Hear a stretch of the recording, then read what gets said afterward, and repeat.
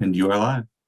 Thank you. Good evening, everyone. Welcome to the City of Annapolis Board of Appeals regular virtual meeting for October 4th, 2022. This meeting is being broadcast on the City of Annapolis YouTube channel. My name is Bob Gallagher. I chair the Board of Appeals. This virtual format allows the public to observe the meeting through the video link and to submit written comments through the City of Annapolis website. Links to the YouTube channel and the comment form on the city's website, as well as links to the database for case information on cases you'll hear tonight, may be found on the agenda for tonight's meeting. People that you see on the screen are members of the Board of Appeals. When a case is called, representatives of the parties to the case will also appear on the screen. Also participating in the meeting tonight are our recording secretary, Kim Consoli. Our broadcast technician tonight is Julian Jack. Also participating, we may have representatives of the city attorney's office. I don't think we have any at this point. And board counsel, Lisa Bell, may join us. In addition, we have Jackie Rouse, the planning and zoning staff liaison to the board, and one or more other members of the planning staff may join us as well. So any public comments that were received by noon today, in cases advertised for tonight's hearings, have been made part of the record and distributed to the board and the parties. The public may submit additional comments on cases that are heard tonight and continued to a later date up until noon on the date that the hearing resumes. That likely will be, what's the date of our next hearing? October 19th. Yeah. So we ask everyone except members of the board to mute their audio. If anyone else wishes to speak during the meeting, please raise your hand and I'll call on you to speak.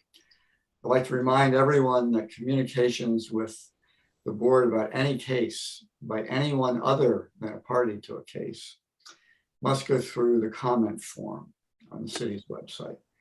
Communications by parties to a case with the board must go through board liaison Jackie Rouse. No one should contact any member of the board directly about any case. So the first order of business is to call the roll, but before we do that, let me first introduce to you all the newest member of the board, Robert Hector. Say hello, Robert. Good evening, everyone. It's a pleasure to be with y'all this evening. Robert's been nominated by Mayor Buckley, confirmed by the city council, and he's waiting to be sworn in. So he will join us tonight as an observer. In the event that he is sworn in before the case is heard tonight or decided, we'll invite him to participate in our deliberations and the decision. Unless, of course, council tells us we can't do that, but that's the plan. Also joining us tonight, if she joins us, will be our new plan counsel, Lisa Bell. So, Bob? Yes. Trip Fulton from the Office of Law did contact me this afternoon about tonight's hearing, and he had another engagement this evening, but I do believe that he's going to watch the tape and is planning on participating, attending on October 19th. Good. Okay. So with that preliminary out of the way, we'll ask him to call the roll. Mr. Gallagher, Yes. Dr. Chen, Present. Mr. Walsh, Yes. and Mr. Hector. Present. Mr. Chairman, we have 4 members present. We're not expecting Mr. Zazali, to my understanding. I believe that's correct, Kim. Thanks. For purposes of the quorum, we won't count Mr. Hector, but we still have a quorum with Mr. Walsh and Dr. Chen. Have Mr. Walsh and Dr. Chen had a chance to review the agenda? Are there any corrections or additions? I have not. I have reviewed the agenda and I would approve that the agenda, I would move the agenda be approved as written. Is there a Second. Thank you. And since we're all in favor, that's Aye. approved. Next, we'll begin with approval of the minutes for September 6th, 2022. Are there any corrections or additions to the minutes? No. Is there a motion to approve? I move to approve the minutes of September 6th. Second.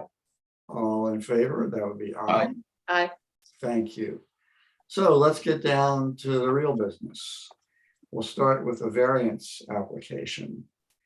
The first one will be variance 2022-006, an application by Marie Clampett, owner, for reduction to interior side yard setback for the construction of an attached carport at 1207 McKinley Street. So, Ms. Rouse, will it be you to introduce the case for the city? It's going to be me, Kim Burke. Okay, Kim, great. Please go ahead. Well, this is my first Board of Appeals hearing on the other side. The variance for the reduction of a side yard setback from 6 feet to 3.5 feet for the construction of a carport connected to the existing dwelling at 1207 McKinley Street. And the property was posted properly. All adjacent property owners were notified. To date, we have heard nothing from anybody in the neighborhood, and the staff recommends approval. Have there been any public comments? No. All right, do we have someone here representing the applicant? We should have the applicant and the architect present, I believe. Julie, We can have you help us Marie. out there? We have Marie here, who's just not coming forward yet, as well as. Should be I don't- Eva. Should I be joining the panelist or I keep getting? Yes, yes. Okay.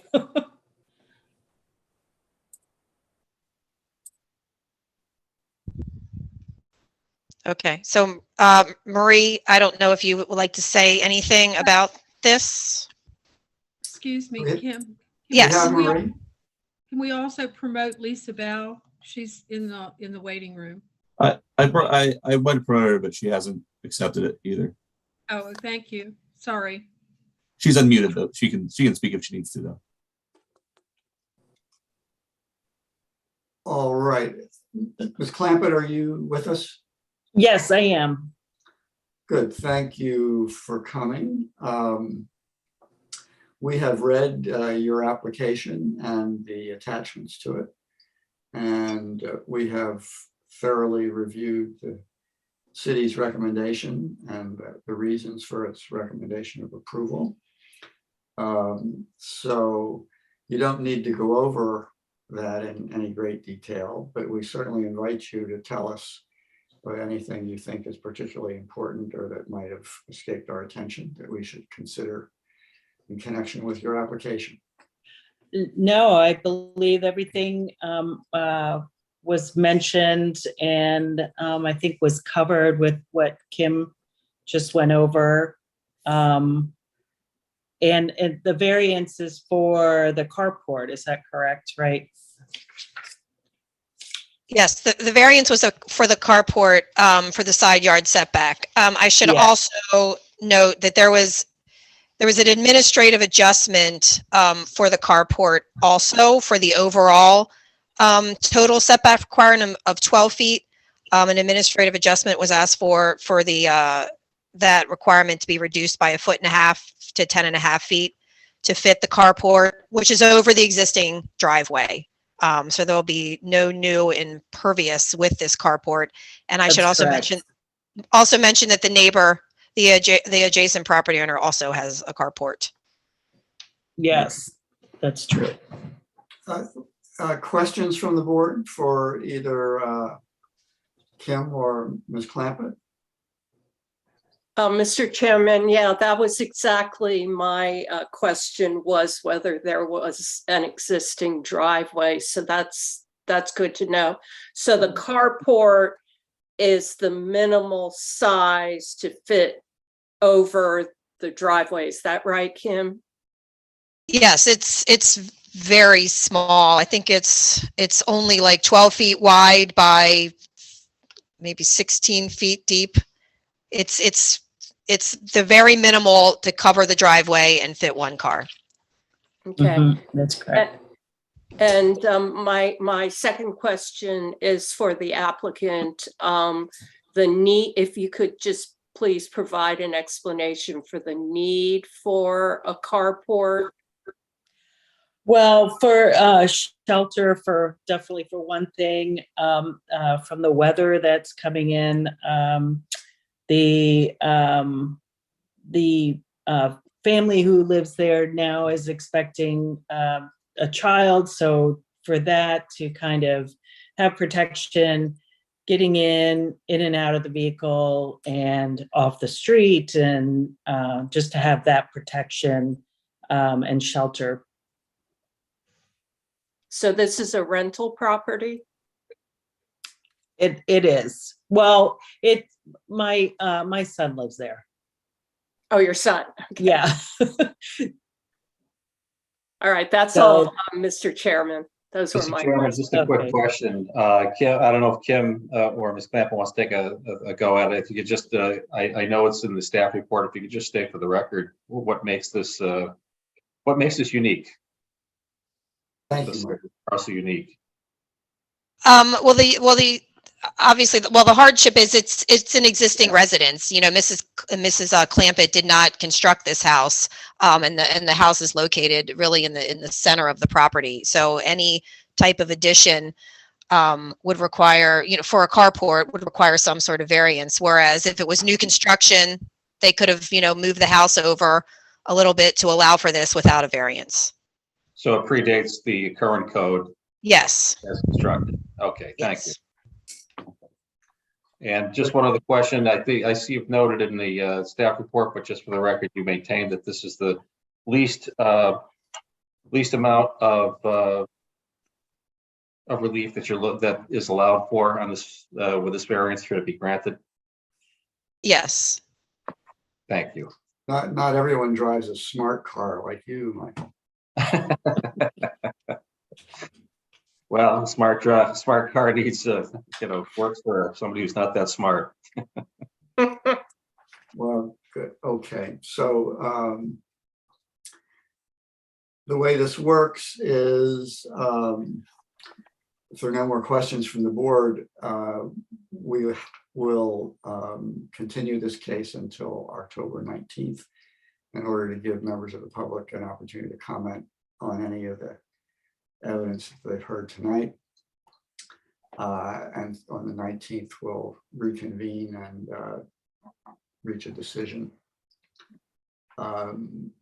So I'll ask Kim Consoli to mark the staff report and attachments, including the application with its exhibits, and they'll be admitted into the record.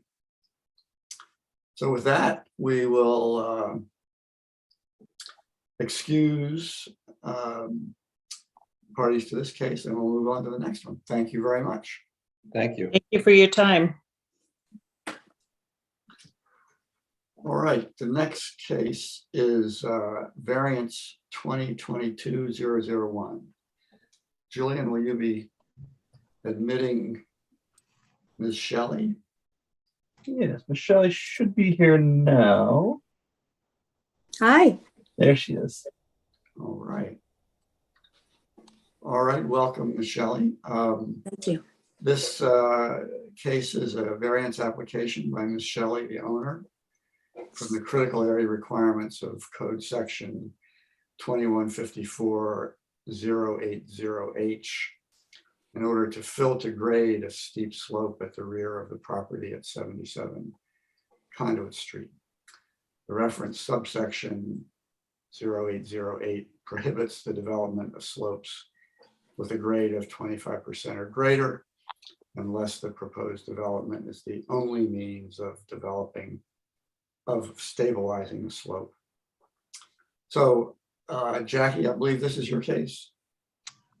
Yes, this is my case, and the first thing I would like to point out to you is that this is a critical area variance, as you previously stated. The variance standards for critical area variances are slightly different than the standard variance standards that you will note on pages 2 and 3 of my staff report. There are 5 standards, but so it does have special standards. So the process with this case was that Ms. Shelley applied to, the slope had been cleared at some point in time, sometime during 2021. And in February of 2022, she applied to the property is also in the historic district. I should have clarified that. So she had submitted an historic district application because anything that she does on the property required their approval. And as part of the review of that, that triggers zoning compliance, which triggers critical area compliance as part of our zoning review of this. So she was told that she needed to also submit a variance application. We sent the standard process with variances in the critical area is that we send them to the Critical Area Commission for review. And one of the attachments to your staff report is a letter from the Critical Area Commission dated July 7th, 2022. Cynthia Godinez, who's no longer with the department, actually handled this part of, she had the ongoing relationship with Critical Area Commission. She's our liaison to them. She sent the application to them and with whatever documents she felt that they needed to see. And we did get a response from them, and they recommended denial of the variance.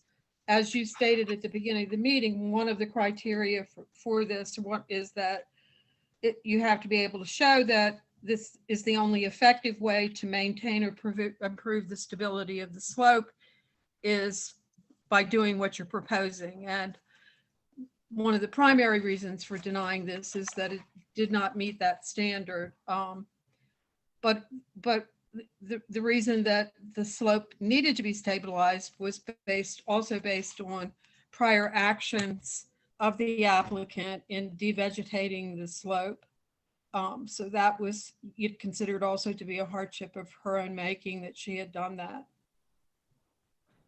That kind of sums up, and we are recommending denial of the variance based on the Critical Area Commission recommendation of denial, that we don't support variances where Critical Area Commission recommends denial. All of our regulations for critical areas derive from the state critical area regulations. But do you agree with the Critical Area Commission that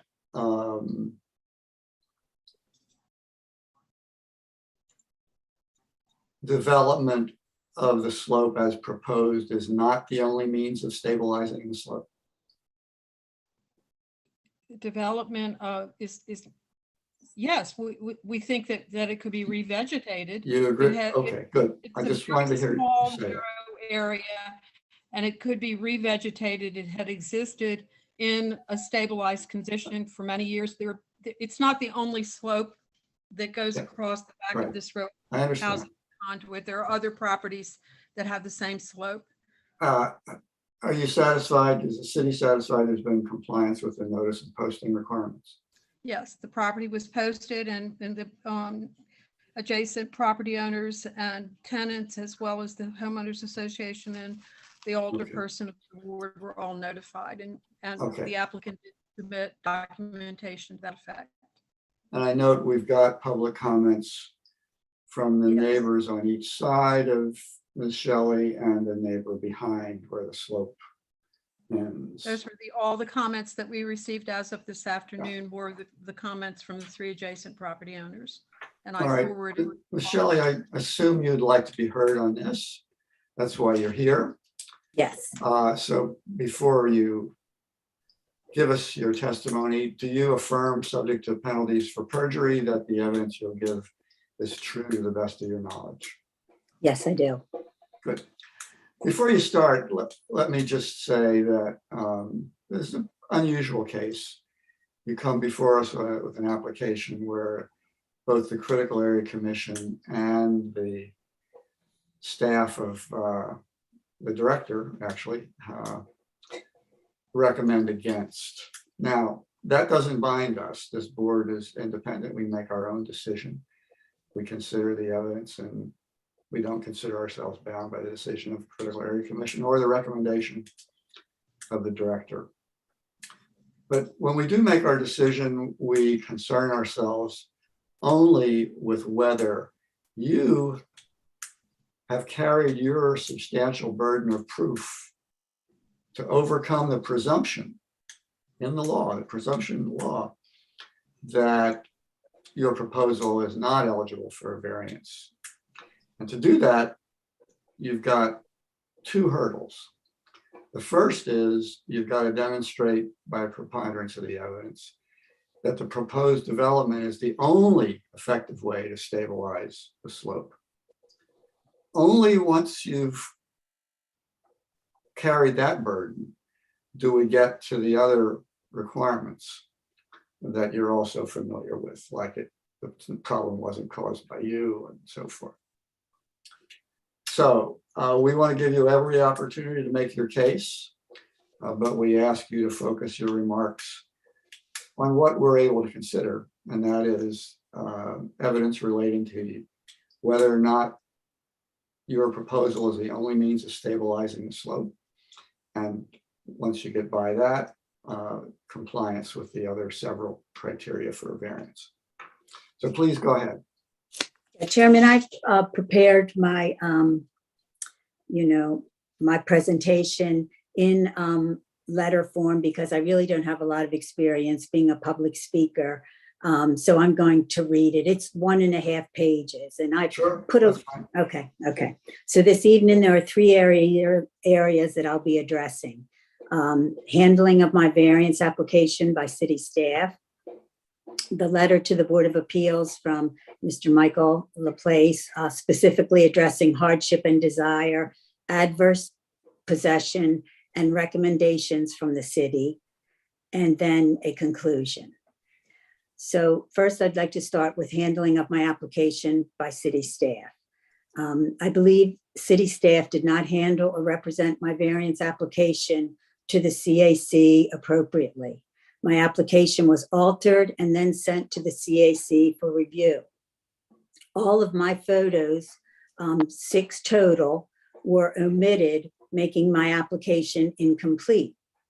The CAC was never able to view my photos, even though they were referenced in the documents I prepared. I'm perplexed why CAC staff did not reach out questioning the whereabouts of the photos.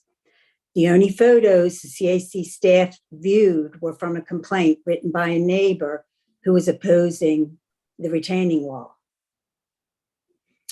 During the review process, city staff sent 2 complaints which contained false information written by Brian Richardson, a neighbor. The false information is addressed in the rebuttal. The complaints were never shared with me, so I did not have the opportunity to validate or challenge the content of his complaints. City staff sent both complaints to the CAC, and 3.5 hours later, I responded to an email from city staff with detailed explanations to concerns about erosion, runoff, and an alleged arbor. And I believe that the city staff demonstrated an inattention to duty by failing to forward my detailed explanations to the CAC. They didn't have all the information that they needed. And next, I'd like to talk about the letter to the Board of Appeals, which you're calling the staff report, I see now from watching before, but it was written by Mr. Laplace and prepared by Miss Jackie Rouse. So hardships and desires. The CAC and city staff have used my removal of vegetation from herbicide spraying in June of 2021, which resulted in the neighbor's alleged erosion complaint as a reason to recommend denial of my application. It seems all the hardships and desires I presented in my documents have fallen by the wayside. These hardships and desires include providing a solid boundary to prevent my neighbor from using my property. Brian Richardson threatened me while I was working on my property in April of this year and has trespassed for years. The steepness poses a safety risk for walking on the slope. There are cemented poles protruding from the ground that are dangerous. There's limited access to the area because there is a wooden privacy fence that extends across the entire width of the property and is functioning as a retaining wall. There's deterioration of the slope over time and failure of previous attempts to shore it up by rocks, pipes, and fencing. And there is a desire to create usable space containing a beautiful native garden planted and enjoyed by me as a taxpayer, a homeowner, and a recently retired nurse. Next, I'm going to move on to adverse possession. And I'd like the board to look at the photos on pages 18A and 22. They're in my application packet. They're the ones that I'm going to be talking about. Right? So the wedding photo, which is on page 18A, shows the slope from my wooden fence extending far into the rear yard of Brian Richardson. Please note the location of the wire fence, even though it's covered in ivy. A few years ago, in 2019, I believe, Brian Richardson's landscaper disturbed the slope by removing vegetation from the wire fence, the lower portion of my property, then leveled it into Brian Richardson's rear yard, creating about a foot drop that now exists on the other side of the wire fence. This disturbance of the slope makes the wire fence function as a retaining wall. And that's the picture, the photo on page 22. And this photo on page 22 is before the slope was sprayed with herbicide. This was March in 2021, and the tree fell in June of 21. So there's a huge difference between the wedding photo and this photo. And that was done by Brian Richardson. Then in March of this year, three shrubs he had planted on my property were removed, leaving the area barren. These actions are adverse possession, and Brian Richardson is as responsible as I am for the problem of creating this alleged erosion and runoff. It appears he did not report any of his actions to the city. And now I'm going to move on to recommendations from the city to deny the application. The city recommends to temporarily stabilize the slope with matting, then to plant on the slope. This is not necessary since the slope has revegetated. The area has self-corrected with native plants. The last picture, which is page 23 in the application packet, is of the current slope with its abundance of native plants. I offered to supplement any bare spots with the native plant Pachyra aurea, which is golden ragwort. Brian Richardson has acknowledged in his public opinion comment that the slope has recovered, but with less desirable weeds. So the conclusion. I believe the city has not given my variance application fair consideration by looking at the hardships and desires as the reason I request a retaining wall. The hardships are valid concerns that continue to exist, and the slope has revegetated, so should no longer be of concern. I ask that you approve my variance application because of the submittal of an incomplete variance application and the false, non-validated complaints sent to the CAC by city staff. These false complaints tainted and influenced the decision of the CAC to recommend denial of my application for a retaining wall. In my opinion, the CAC's recommendation should be null and void. It's invalid. Using similar language and reasons, the city agrees with the CAC recommendation to deny, even though they have access to my revised application, which outlines Brian Richardson's actions that compounded the removal of vegetation, alleged erosion, or runoff. Repeatedly, I have requested a copy of the complaints for erosion and runoff or a report, a conclusion, but never received anything until the CAC sent me the complaints written by Brian Richardson.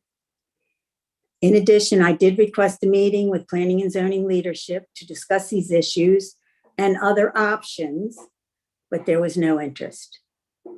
Installing and retaining a wall will alleviate all the hardships related to the slope, as well as creating a usable area for a new native garden. It also provides a safe space for the homeowner to enjoy her newly reclaimed property.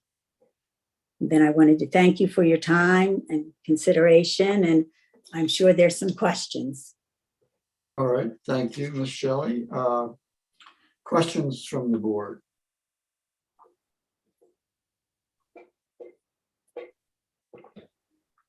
Dr. Chen? Oh, I was going to let Michael go first. Ms. Shelley, thank you very much for your explanation. It's very helpful. Okay. I just have a couple of questions. So, how long have you been in the house? Since 2004. So quite a while. Prior Mhm. to removing the vegetation, was it stable? And Well, was there an erosion problem? I am not sure. I would assume that since it is so steep, I mean, it's so dangerous to walk on it.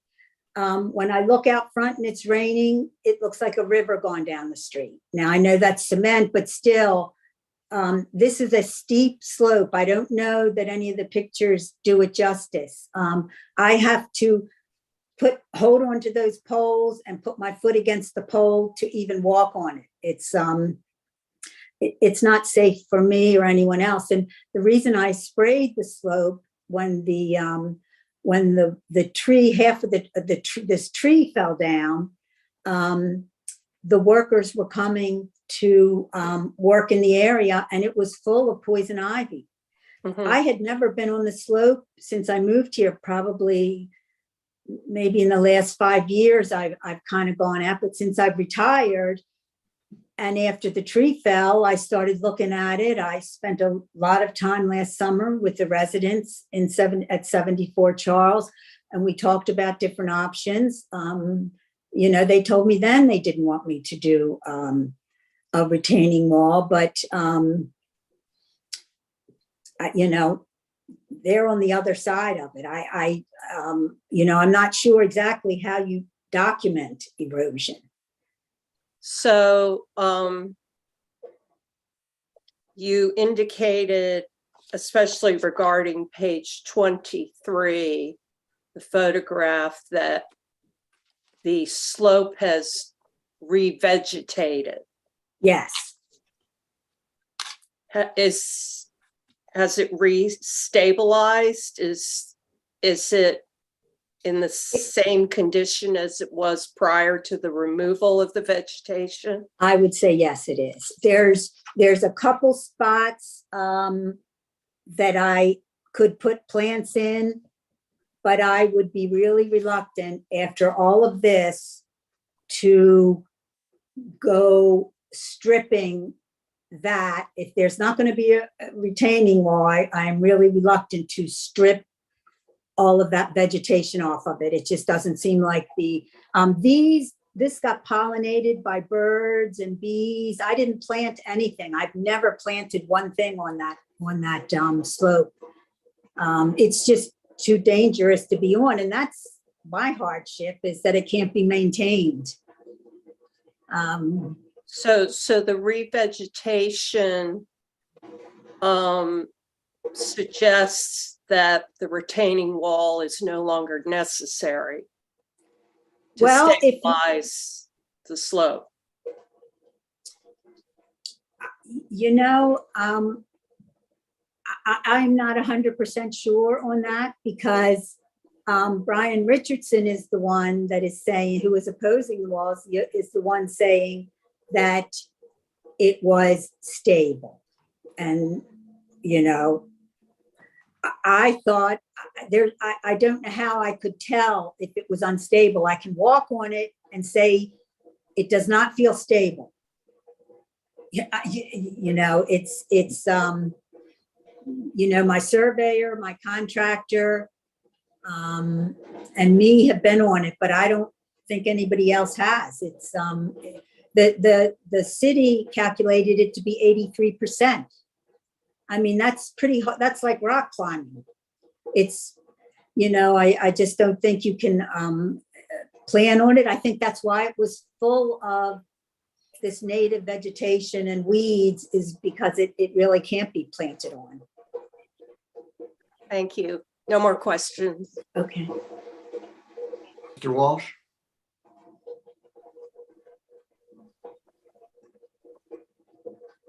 Are you on mute, Michael?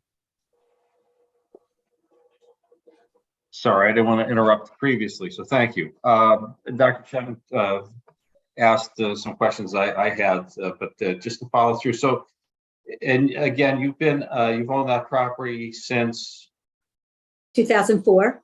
2004, and prior to your application of herbicide to that vegetated area, had there been any substantial change or any change to the property from the time that you purchased it? On that slope, you mean on the slope? I mean, it just has been full of weeds. I've never planted on it. It was too dangerous to be on it. And to get onto it with that privacy fence, I have to turn sideways and go where the post has separated from where my neighbors was. So I you know, I couldn't take care of it. It was just, and it's too slow. I mean, it's too, the steepness is what makes it so dangerous to walk on. And my Chris Williams from Macron Engineering, when he was here, he said he's been on a lot of slopes, but he said this one is really dangerous. He said you need to be really careful when you're here with all these poles sticking up and this metal fence that is deteriorating. Were the metal poles and the fence in place when you purchased the property? Yes, yes. Okay. But I was never walked on it for 10 years. I never went down there. Going back to Chairman Gallagher's initial observation, which is you've talked to your engineer. Have you had a surveyor or anybody else who may suggest to you alternative means of ameliorating your situation, of remedying your situation? You know, the structural engineer said that you can put rocks on it. He said, you know, I think rocks is a way, I guess, that you can stabilize steep slopes.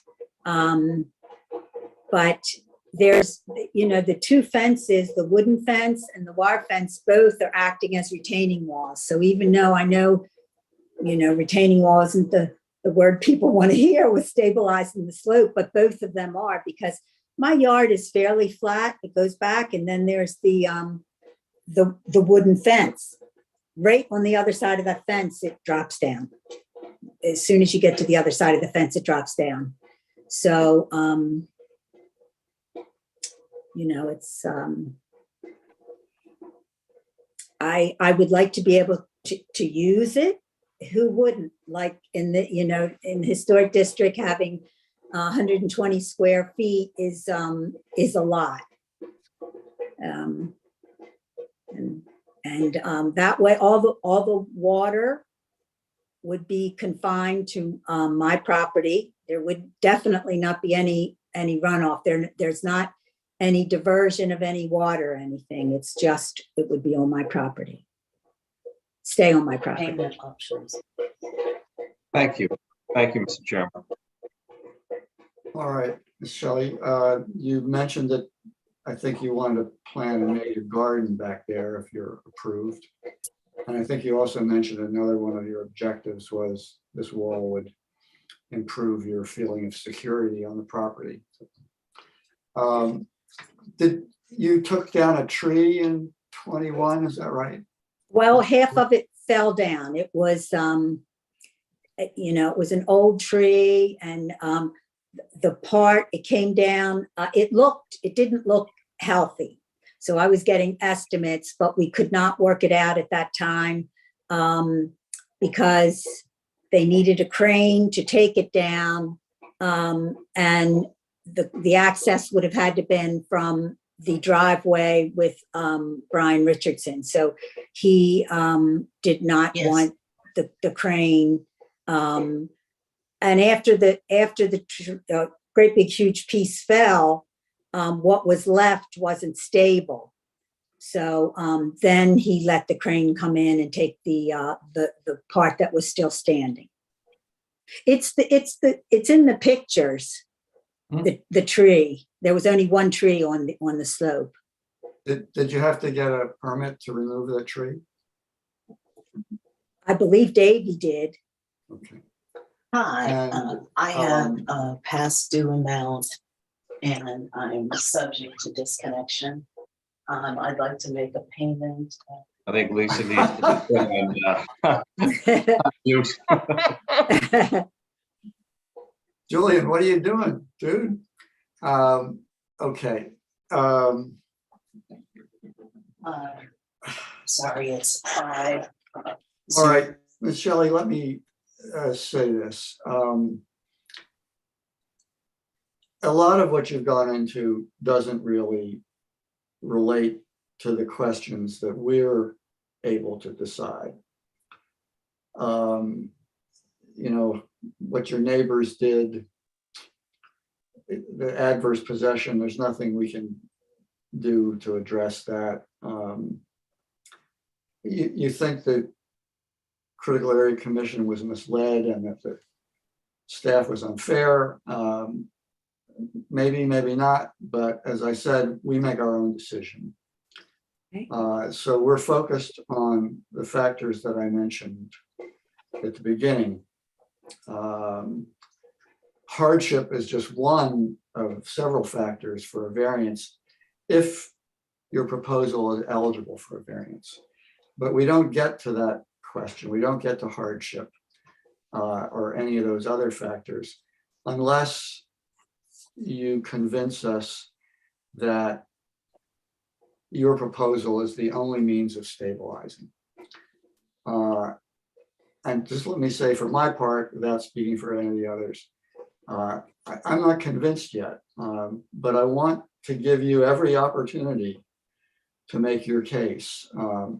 So normally we close the record to evidence at this point, and then we reconvene at the next hearing date on October 19th and discuss it among ourselves and make a decision.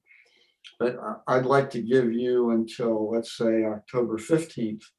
If you come up with any other evidence that bears particularly on the question of, was this the only means to stabilize the slope, to submit that evidence to us. I think you admitted that the engineer said that rocks may be a way to do it.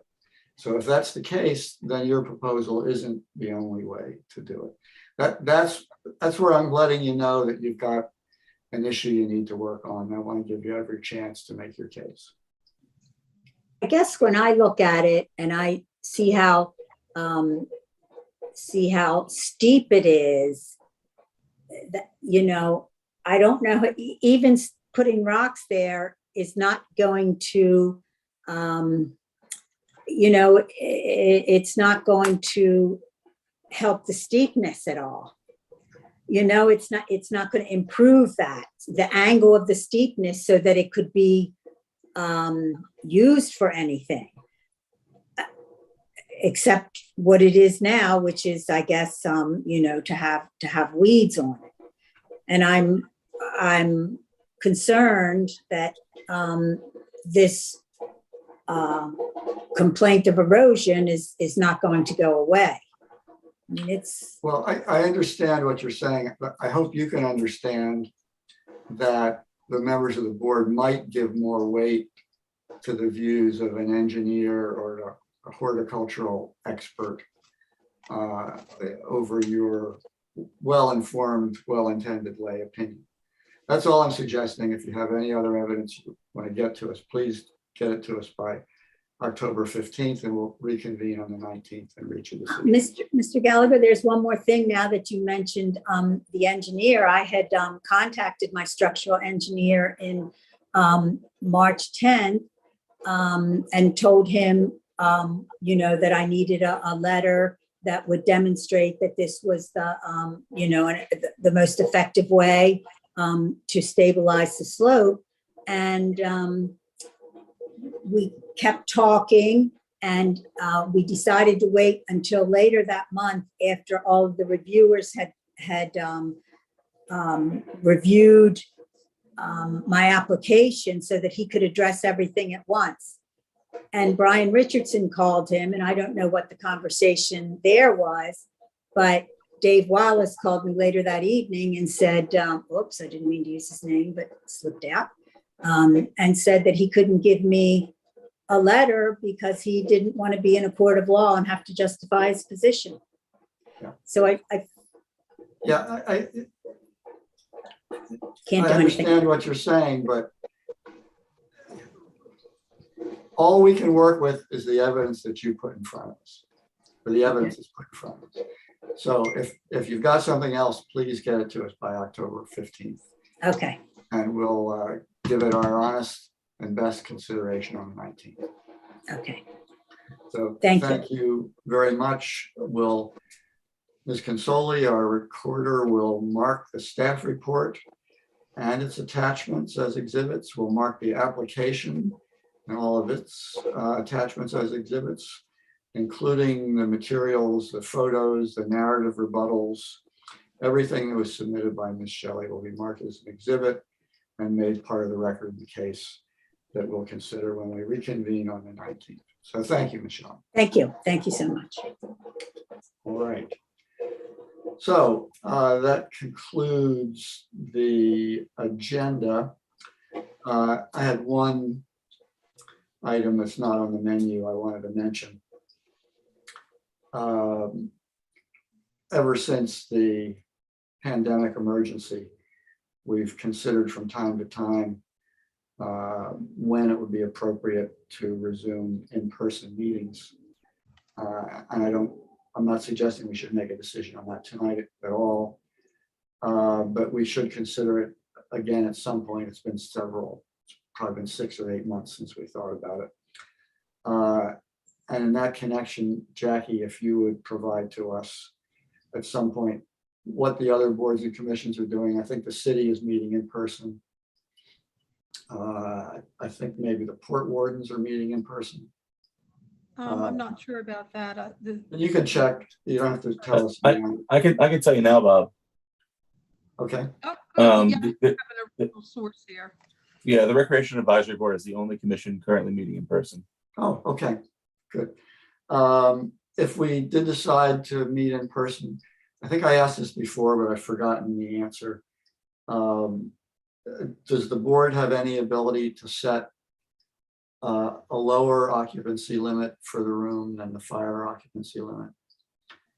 I know you don't have that on the tip of your tongue, but if someone could look into that.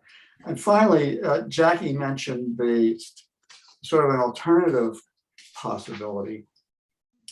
And that is, while we continue to meet virtually, would we like to give public commenters the opportunity to comment through the Zoom format rather than exclusively in writing. And my first reaction to that was, well, I see why some might want to do that. It's nice to get stuff in writing.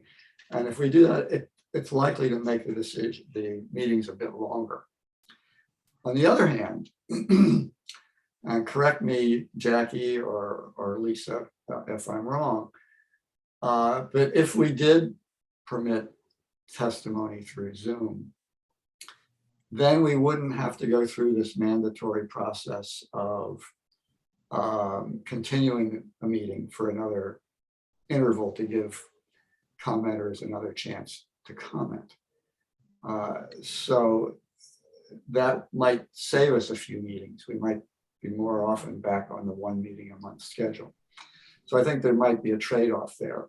So let's think about that and kick it around at next opportunity, which may be our next meeting, or if it's a crowded schedule, we'll push it off to the meeting after that. Does anyone else have anything they'd like to discuss before we adjourn? No, I just want to welcome Robert. It's great to have him on board and hope we get to meet you soon. Forward to Well, it. if you could put your foot down and drive a little faster, you could meet him Friday. Do my best. I hope so. And Lisa, thank you for joining us. It'll be nice for everyone to get a chance to meet you in person, I hope. Thank you. Can you hear me? Yeah, we can. Thanks.